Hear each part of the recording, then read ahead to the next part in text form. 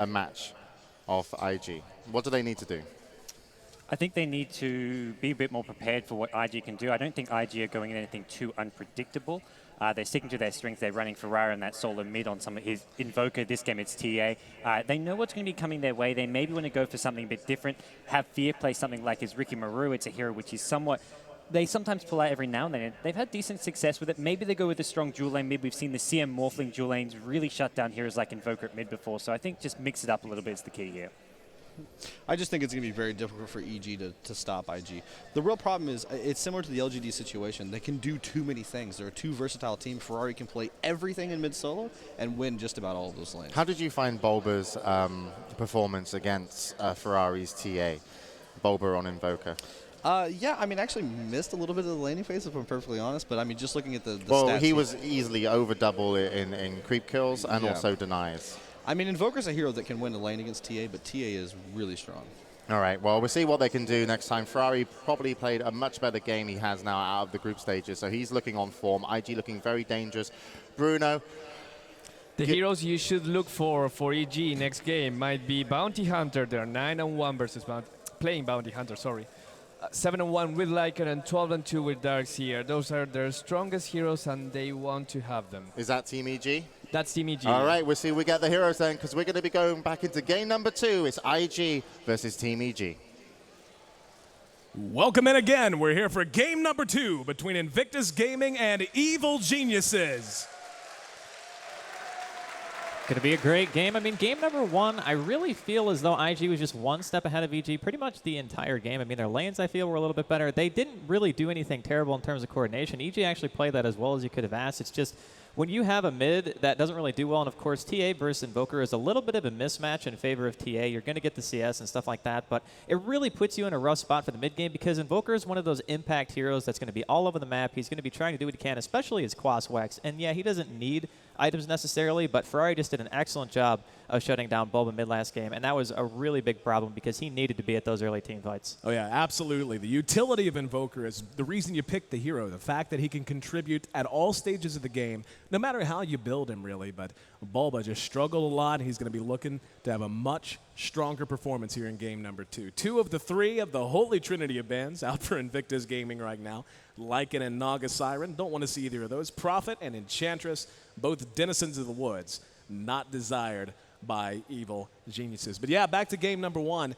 Really a slower game than we're used to seeing out of EG, and I think that might really be the source of the problem. EG known as an aggressive team, a team that likes to commit to a strategy and pull no punches early on and during the laning phase. Unfortunately, be it due to just planning or just the shortfalls we saw in their laning phase, Invictus Gaming kept that 100% under control. We saw Milk come out of the jungle and find nothing. We saw a lot of attempted dives that got nothing, and it seemed like, and this is again, to steal your phrase, every single time and EG managed to get anything done, be it a kill, be it a tower kill, IG would counterpunch and just come out a little bit ahead. So the ban's done here in the first phase. Darkseer going to join that holy trinity, make it complete, and Chen banned out by EG. Kind of want to know what kind of style EG is going to go for this game because last game I kind of mentioned it before we saw the lane shape up is like if you want to get into a farming match with a team like IG, you got a tall order ahead of you. Yeah. So I don't know if they're going to be going the same route. Maybe they will change it up like the analyst has suggested. I think that's actually a pretty darn good idea. And maybe they'll go back to the roots and play a little bit more of an aggressive style for game number 2. Yeah, both of the main junglers gone right now. Rubik still stands out. That's one very high-value hero. Of course, the Druid and Morphling picks still very much available to them if they choose to do so. And this is such a hard way to pick, really. I mean, you've really banned yourself into a corner. You've got the 2 strongest junglers already gone, so you've already shown your hand to Invictus Gaming, at least in part. And they are going to go with Rubik, probably the most solid pick there, because he continues to keep them wide open. Rubik can mid. He can be a very successful part of the tri-lane. He can even go long lane, so long as you can accurately predict who he's going to be up against in that long lane. So EG keeping things very, very open. Problem is, now IG has their pick of Druid or Morphling. Yeah, I mean, that's really the problem. When they get the choice of their carry, they're probably just going to go ahead and go with Morphling again. I mean, if it works once, why not just do it twice in a row? And they've already seen the Lone Druid potential coming out from EG. Fear plays that hero quite often, and it's one of his best. It's what he's known for. And they're actually going to take the Lone Druid here instead, so not going Morphling 2 games in a row, and they're going to get the Invoker. So now the shoe's on the other foot. IG has what EG had in game number 1, and we talked about the potential of that. The Bear itself adds quite a bit to your push potential. You have Invoker, who mid-game is one of the most dominant heroes pretty much in the entire pool, and I really like IG's lineup so far. It's very similar to EG in game 1, though. We'll see if they can do it better. Heard a little bit of a stir out in the audience. They want to see it. A Ferrari 430 Invoker mid. I know we want to see it too. Make some noise for the talented players on display, not just Ferrari, but absolutely everyone. Moving through, EG looking to pick up their second and third picks. And, you know, again, they are still fairly wide open. They are going to go ahead and take Morphling and immediately pick up the Enigma. Now, whenever you're talking jungle heroes, Chen and Enchantress, obviously the two that come to mind first. Enigma can function really well out of the jungle, however. You just have to make sure he's part of a very strong defensive tri-lane if that's really what you want to do. Whenever you've got a Rubik, an Enigma, and a Morphling in that defensive tri-lane, that's a lot of stability already on the side of EG. Or again, we could end up seeing either a Morphling or, hell, all three of these heroes really could run mid. Enigma could also run long lane. So EG not quite showing their cards yet. They'll probably just go ahead and put Enigma in the jungle. The thing about Enigma, and probably why he's fallen off a little bit, and by a little, I mean he's still picked quite commonly, but Chen and Enchantress obviously favored over him in a lot of cases, because when you get that creep at level 1, it's so much more powerful than early game conversions or even Malefice because of the way that it scales. It's actually quite good once it gets to about level 3. And then that's when Enigma can start coming out of the jungle. Typically, you just see him kind of AFK and just farm there and make sure that he can get his core items up like a mech. And we are going to have a third pick Bounty Hunter coming out of IG. So whenever I see a pick like that, it usually spells aggression. Yeah, you're going to see a Bounty Hunter picked up third. You're going to have Ferrari 430 on Invoker in mid. And Druid, again, we saw the decision last game to go ahead and get Phase Boots instead of the Relic. Ultimately, that was a big, big part of what went wrong for EG. IG instead, they may even opt for that Maelstrom build that we've seen become so popular lately, just to get him out and moving around, working with Invoker, working with Bounty Hunter and the rest of the team to allow that track goal to build up, to allow them to move around and exploit any holes that they perceive in Evil Geniuses to keep them on the back foot. And that's really key to containing a Morphling as well. Morphling can be effective in the early and mid game, but he still needs his farm if he's going to be a force in the late game. And the best way to go about shutting that down is to never let it happen. Just always be in their face and always, always throwing that carry out of the lane he wants to be in. I'm wondering if we're not going to go ahead and see an Exort Invoker for Game 2, because Track and Sunstrike, if somebody gets low anywhere on the map, if you can line it up, I mean, it's pretty much a free kill at that point. And it's going to give them a lot of extra gold, of course. Invoker gets experience for those kills, too, if he gets a Sunstrike kill itself. We're going to see a Shadow Shaman and a Broodmother taken out. I really love the fact that EG banned out Shadow Shaman. That's a support that IG uses, and not just IG, but a lot of the Asian teams really do favor him because of the fact that, unlike some other supports, like, for example, Rubik, if he were to play support this game, once he gets level 6, he does get Spell Steal, but Mass Serpent Wards are just so strong for pushing and team fight, and more often than not, when we see Asian teams pick, it's because they're multi-purpose heroes. They serve more than one role, and of course, Brood banned out specifically because of the fact that they basically have no anti-push at the moment. Well, the one problem you have whenever you pick an Enigma is, as early as you have, as EG has, I should say, there are a lot of counters to him, the number one of which is usually Venge. If they're really worried about Enigma, we could see something like that as a pickup coming out of IG. It's going to give them a very powerful level 1 nuke, a very powerful level 1 disable that only gets stronger, and of course the ulti that is going to be able to shut down Enigma no matter if he gets the BKB or not. Tidehunter as well is still in the pool. And so is Leshrac, as a matter of fact. So there's still some very high-value heroes in different ways. Standard high value, as in Leshrac and all that he can bring in push, and of course those early lane dominance phases. But you also have Tidehunter, who could easily match up against an Enigma, go blow for blow, especially given that Enigma's ulti is much longer than Ravage. And then, of course, any hard counters in the pool you can think of. So right now, Invictus Gaming really has everything open to them. Brewmaster was taken out, and that's, again, goes back to what we said last time. The Panda not picked up because they don't want to deal with that Storm aspect, taking Lone Druid out of the fight. It really makes it difficult as a Lone Druid, especially if you try to fight early. Around the time that Brew hits 6, if you don't just keep farming and try to get up your Radiance, I mean, he'll probably be in your face regardless, but as you said, making the bear pretty much just a non-factor early on. It's really, really difficult for him. So that's going to be the last man out. And I mean, Tidehunter is a possibility for both teams at this point. Yeah. If you want to take a page out of Complexity's book, send the Tidehunter to the long lane. EG could pick it up. Or because of the fact that they already have a Lone Druid, he is quite a strong laner in itself because he's basically 2 heroes in the early part of the game. IG could easily run a Tidehunter support here and just make sure that he gets 6 in a timely fashion and just give themselves more aggression potential in the mid game. But yep, Tide's going to go ahead and be picked up by EG instead, so we'll see where they're going to lane him. I mean, they already do have an Enigma, so he could potentially long lane, but I have a feeling they're just going to go ahead and play it safe and send him to the jungle, so we could see a long lane Tide this game. Yeah, I think long lane Tide is really going to be their best choice. They have to keep that Morphling safe. And more than anything, it's more than keeping the Morphling safe. We're still yet to see how IG is going to lane this. Leshrac does come out as well. Bounty Hunter almost always relegated to the long lane. But giving the potency of what we're seeing so far, Invoker, who could bring an Exort build. You've got Lone Druid. Again, the strength of that hero early on, he's basically 2 heroes. Put that with a Leshrac and maybe even, again, Avenge that would hard counter the Enigma and give you a powerful level 1 nuke. Shadow Demon is still in the pool as well. Not as popular with the Asian teams as with the Western teams, but still very much available. And you have the potential of what could be a very aggressive tri-lane coming out of IG, or they could simply play it safe. We'll have to wait and see. EG opts to round out their lineup with Crystal Maiden. Now, Crystal Maiden and Morphling in particular, when you see those two on a team, it's not a sure thing, but it's something you have to be conscious of. The duo mid potential of those 2 heroes is absolutely through the roof. It is really, really good. The burst damage potential, you have the hard lockdown from a Nova and the Frostbite. It's some of the longest disables, basically, especially at level 2. She's considered probably the strongest support in terms of being able to secure you kills and give you decent lane presence. Now, this could be EG anticipating that there could be an Exort Invoker, which means that if they do put the dual lane mid, then Crystal Maiden Morphling is going to have a pretty easy time against that particular matchup. Ferrari should be able to CS, though. Maybe they're just that scared, man. Ferrari 430 Invoker is terrifying. Let's run through our lineups while we have a moment. On the Dire side, we've got IG. Leshrac, gonna be handled by Faith. Lone Druid, gonna be played by Zoe. Ferrari 430, the living legend, playing Invoker. YYF, gonna be handling Bounty Hunter. And Schwan, handling our Sand King. On the other side of the river, we have EG, Fear, playing our Morphling. Rubik, gonna be played by Bulba. Will probably indicate that's gonna be a mid.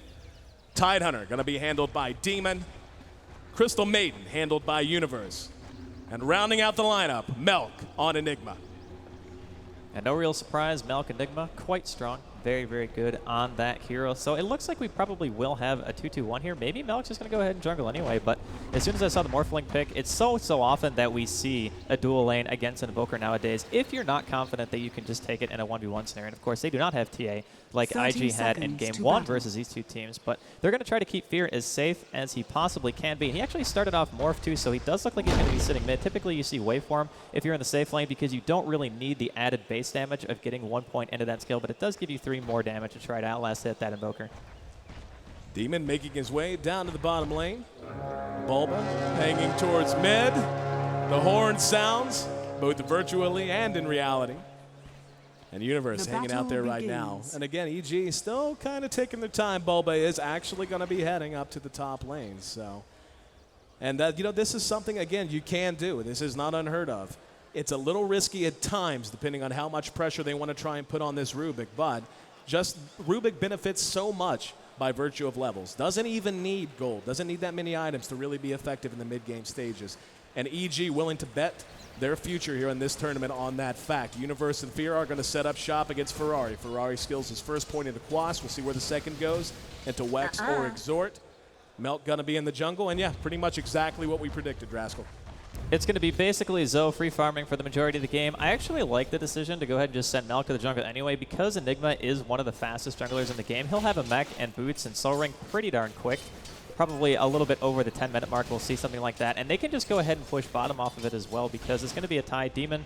Probably going to be maxing Anchor Smash to push out the wave. Whenever he wants to come down here, he's going to have to invest into Sentries or Dust to be able to kill the Bounty. But Bounty has no counter push at all to speak of. So I think that EG might have a little bit of a lane advantage. But again, Lone Druid in mid-game, if he gets that start that he wants and a fast Radiance, can completely turn things around. We see Ferrari still level 1. He did get the Blades of Attack, though, so very good chance he will be going Quas Wex.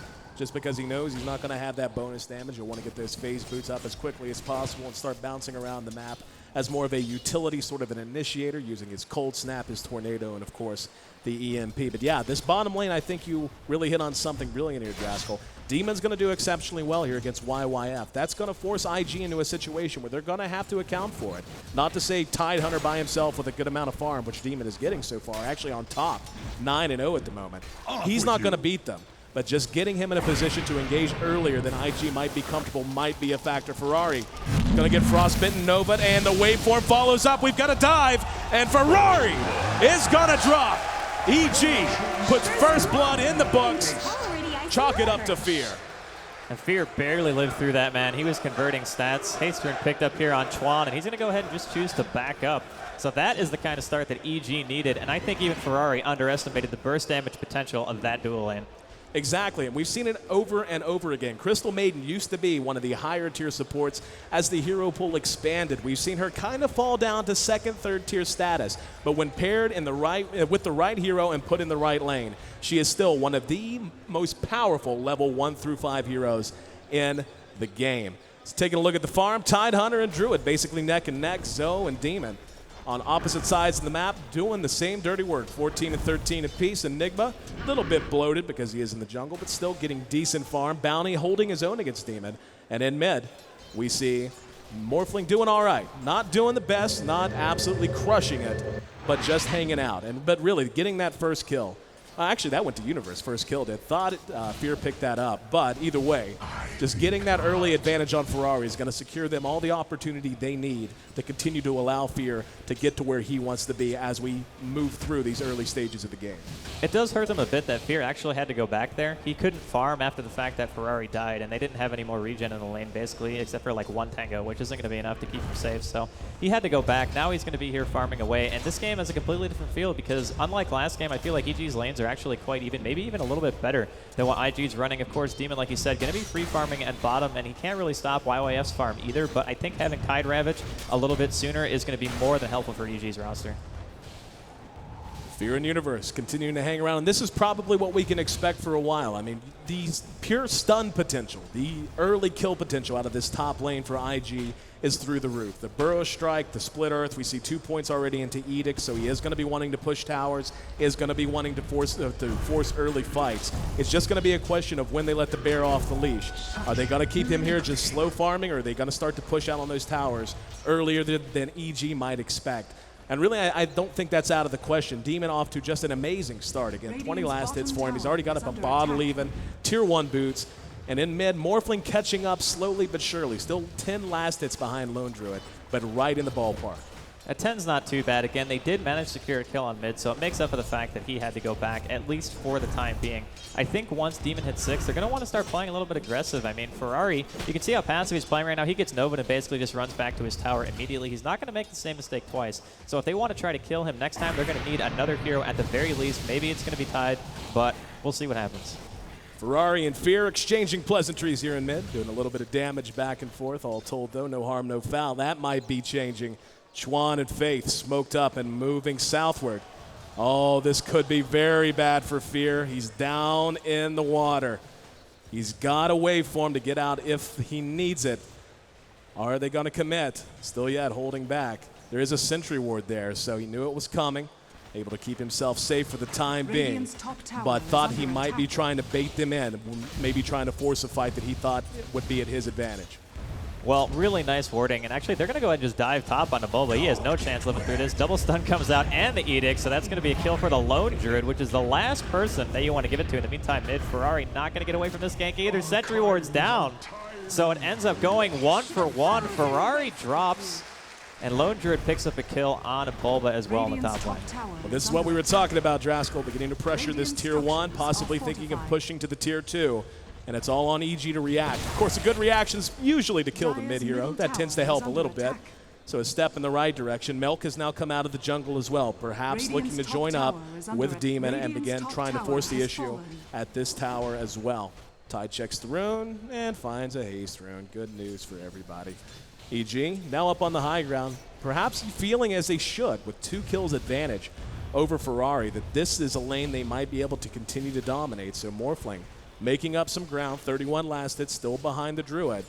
but Bulba doing all he can to try and keep this top lane under control. I'm really surprised, actually, that Ferrari died like that. I mean, typically when you're playing a hero, any hero who can go invis, you always check support inventories, like, all the time. And it felt like he didn't know that the Crystal Maiden had sentries right there, and that's pretty much the only reason he died. So paying one back, maybe that didn't necessarily need to happen. But still, EG looking pretty good. The one thing they always have to worry about, though, is the fact that Zoe's free farm right now, he's got 48 CS at 7 minutes. That is ridiculous. Moving along fairly, well, not even 7 minutes. But yeah, we do see Demon and Milk beginning to put a lot of pressure on this bottom tier 1. They know the top lane is going to be a problem. And this is what you run into. I mean, when it's a tri-lane on long lane, you know, single lane, laners, I should say, you know it's going to be a lost lane. It's just a question of how much can you get done before the lane is completely lost, or how much do you commit to trying to protect the second half of the lane. And EG doing a good job so far. They're up 2-1. And this really feels like a reinvigorated team. It feels like a team who is ready to fight tooth and nail to make sure there's a game 3. I just want to point out really quick that until about less than a minute ago, Rubik was level 1. Oh, wow. He was actually level 1. He just started getting experience at that tier 2. He was so far behind. And I mean, honestly, the fact that he's only died once is a bit of a miracle, because it is a double stun top lane. They dove him so hard just to get that one kill. But again, that's also the strength of IG's long laner and having a bounty hunter, is that you have to also commit money just to be able to have a chance to kill him. So IG, pretty good drafting. We are going to have a TP reaction. Here comes Demon with the haste rune. They want to go on Zoe. Blows the Ravage, and Zoe's going to be picked off. Now we've got Schwan making a run for the secret shop. He's a target as well. Burrow strikes his way ahead and is going to make it back to safety. However, we've seen it time and time again, getting that first big kill whenever the Druid is still small and trying to farm his way up. If they can build on that, that's exactly the cornerstone to a strong mid game for Evil Geniuses.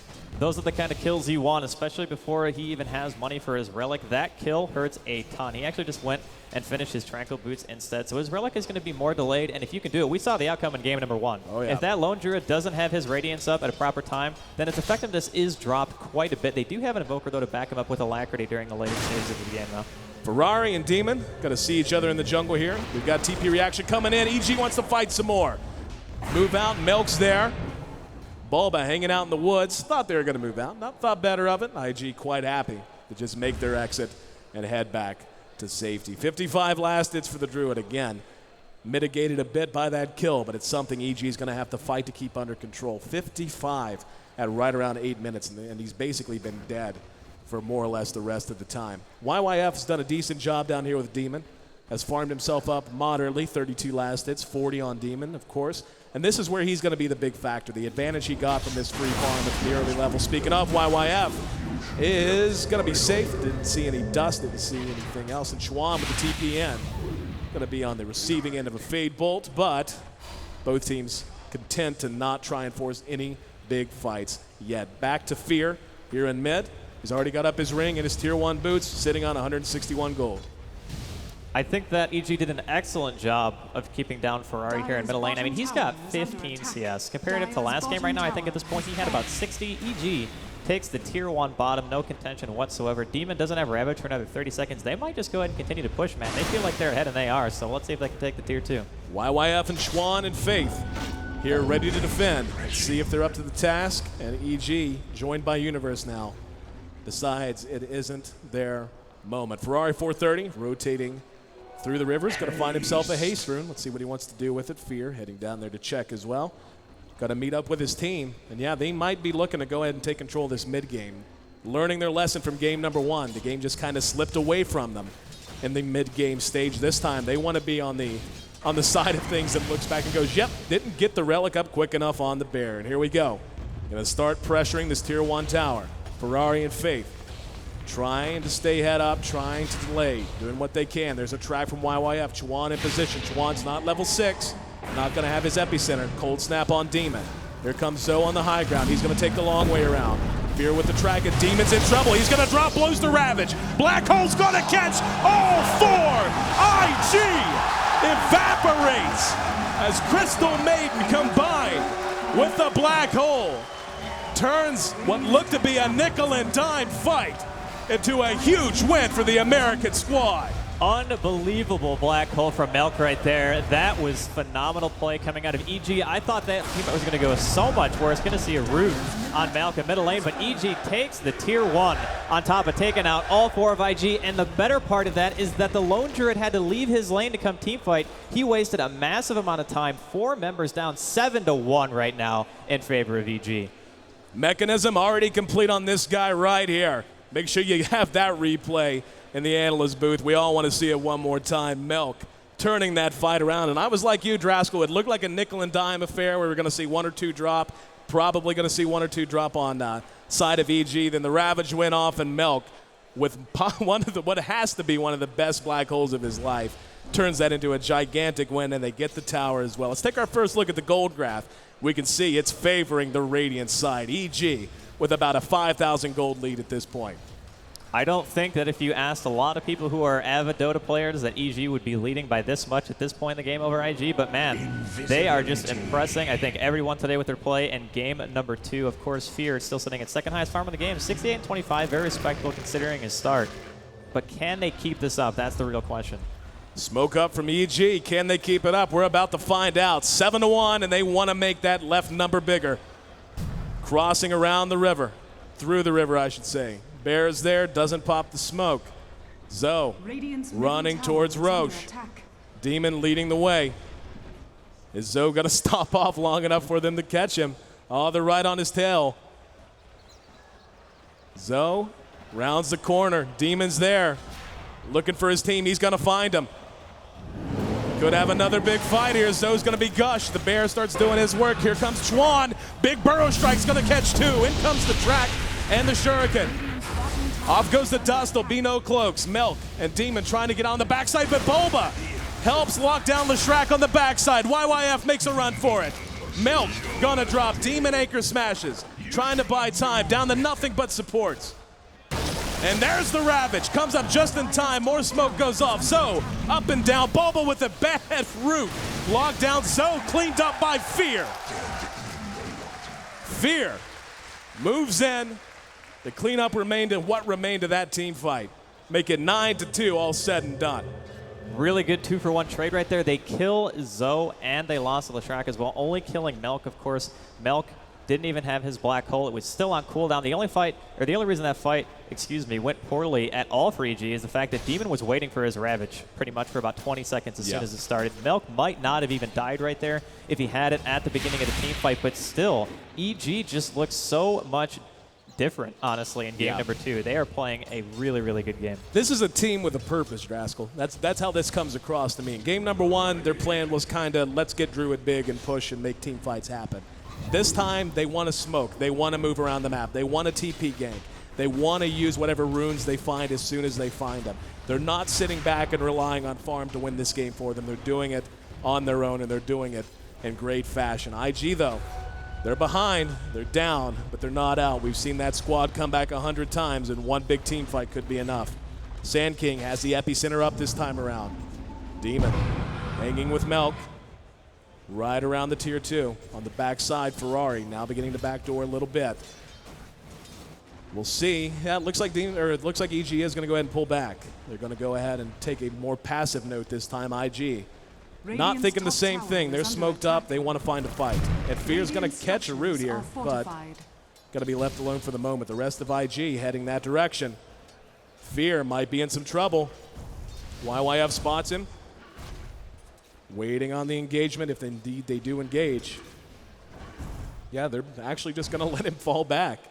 They had the numbers up. Now here they go, taking the end around. But yeah, Fear knows something's up. No way he should have been left alone this long with that many people off the map.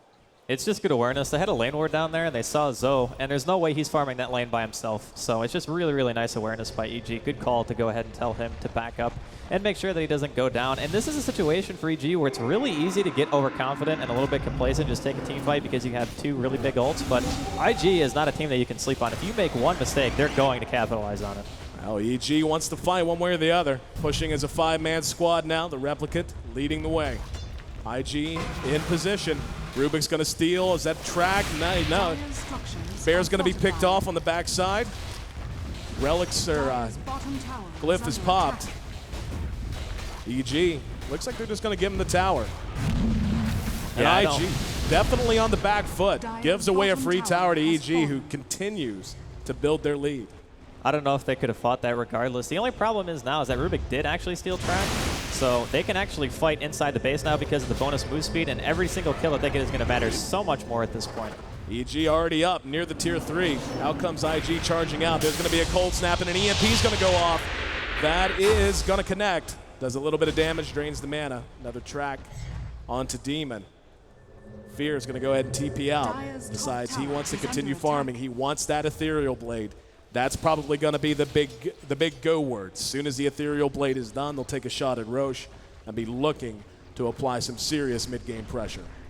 I'm always really happy when I see people fall back like that because it pretty much ensures that you're not going to lose any of your advantage. It's really easy to just take a team fight and say, you know what, we can try to Rax here. But what if the Rax fails? What if the Morphling doesn't get his Ethereal Blade fast enough? What if the Lone Druid picks up a couple of kills? I mean, those turnarounds and going for the tier 2 is a much, much better idea than trying to crack the base of IG at this point in time when you're playing against a Quaswex Invoker, a Leshrac, and a Sand King who has this Epi. Much, much better call to go ahead and rotate mid.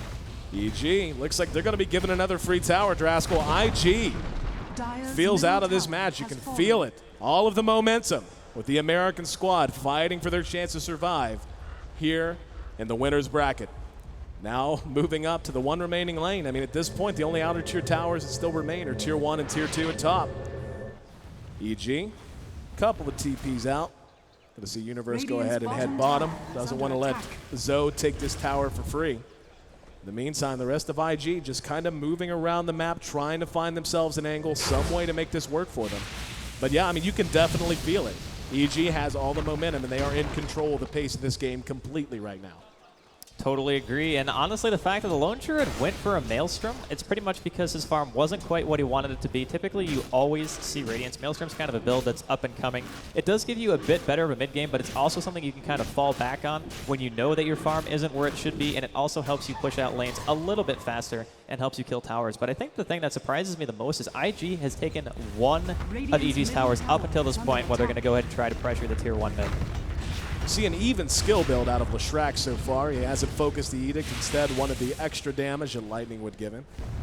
And yeah, I mean, EG's just everywhere. Their movement is solid. This is a team in control. When you see a team who's always in the right place to react, to make sure they protect their towers, even if they're pressuring towers elsewhere on the map, that is a team who knows they're free to take what's given to them, but to also withdraw, and they can come in even if they're a little bit late. As we saw, the Edict was already active on the tier 1.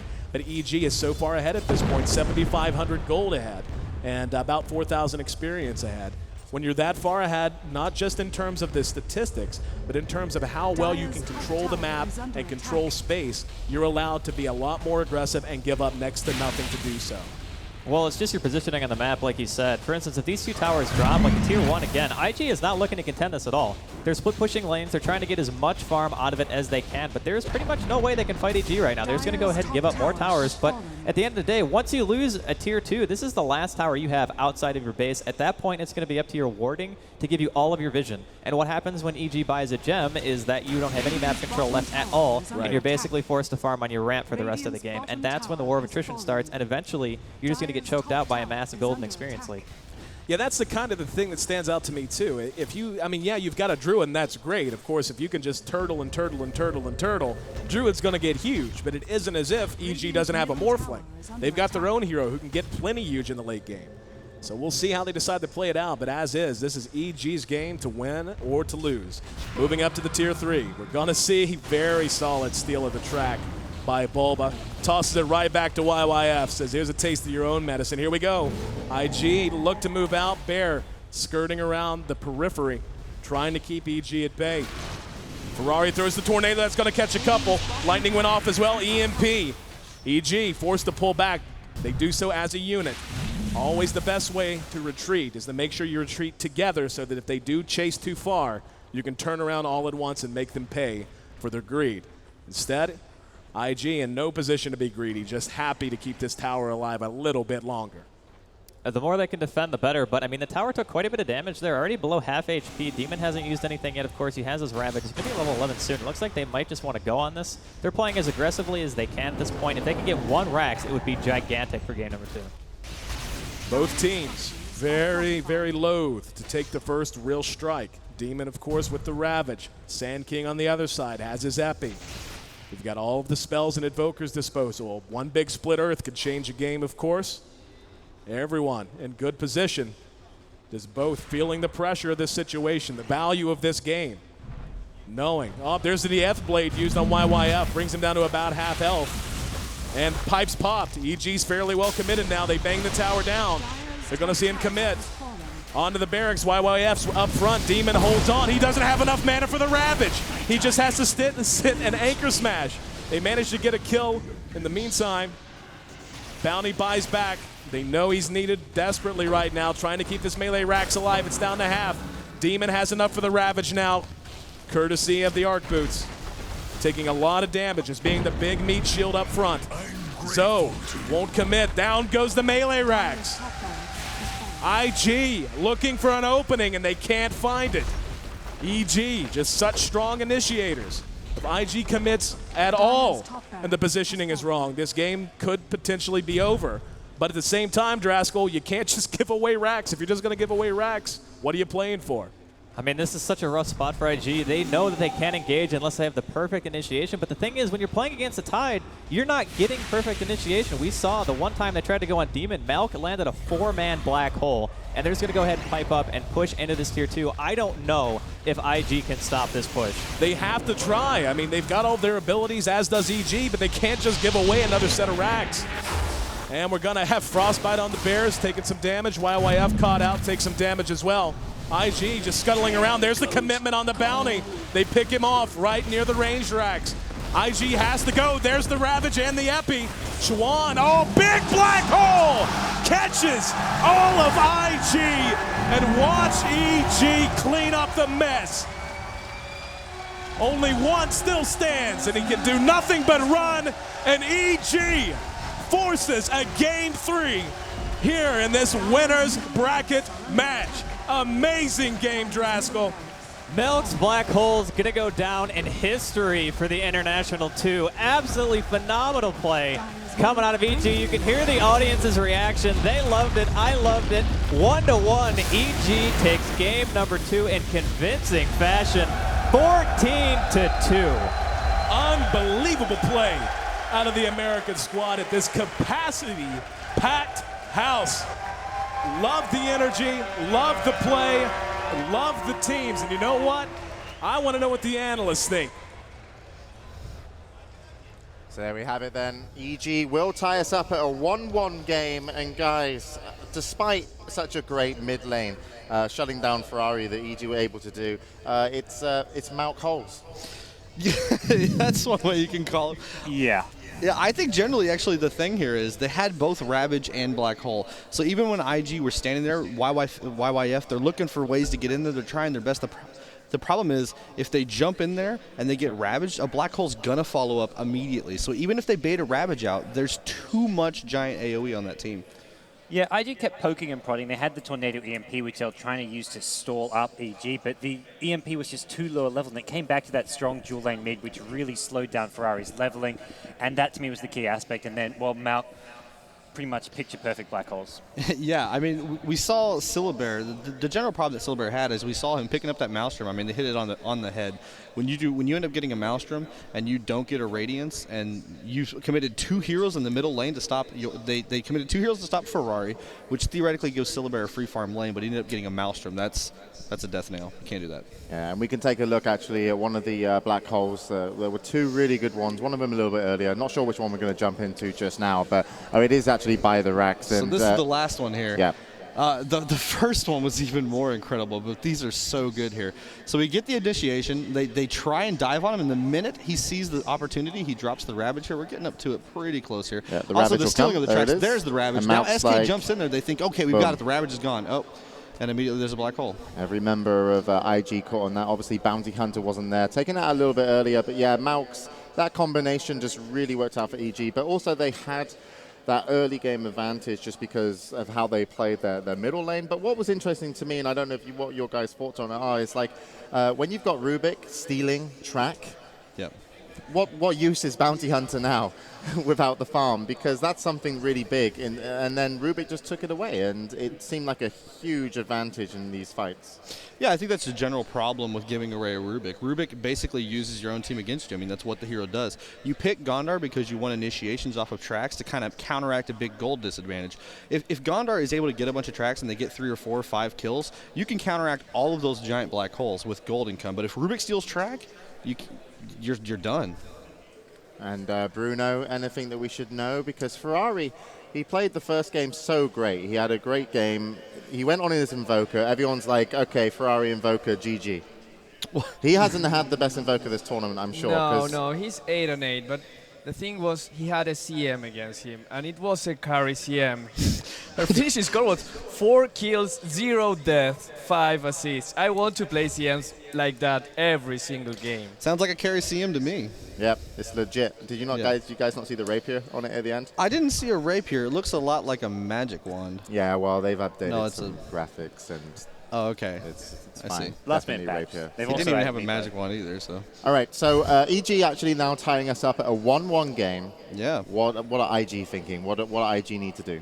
I think the big thing is always going to be the draft. I think almost the majority, 90% of these games have come down to the draft and laning of it. I mean, that game was the strong dual lane.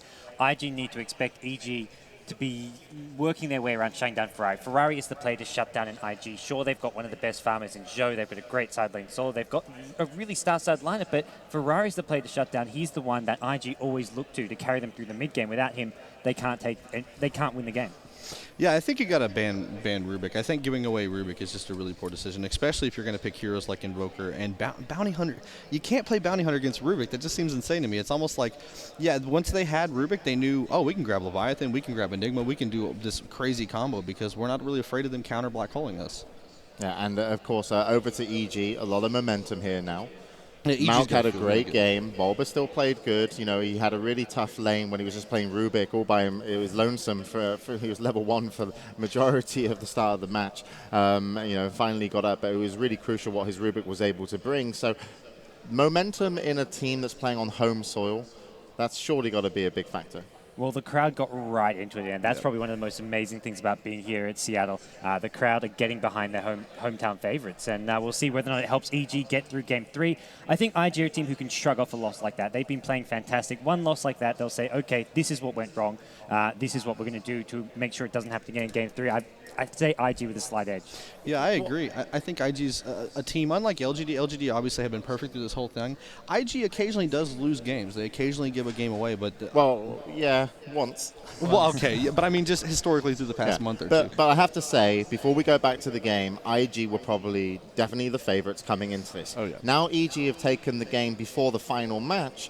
That makes things a lot harder to predict because it is a lot about momentum, Dota 2, and of course when you're just here for one day in the first day of the playoffs, surely that's going to make a difference. Yeah, well, back in Game 1, I mean, EG even used sort of an unconventional picks. They had something planned for versing IG. Sure, it didn't work, the keepers like Leshrac, but I imagine they'll have something ready for Game number 3. All right, well, we'll see what it is, Bruno. Maybe, just maybe, we'll see IG's Luna again. Remember, Yes. they're 3-0 yeah. in the group That's what I stage wanna with see. her. Do it. We'll find out then if IG are going to pick up the Luna. They played it before. We're going to go back to AC and Draskell for game number 3.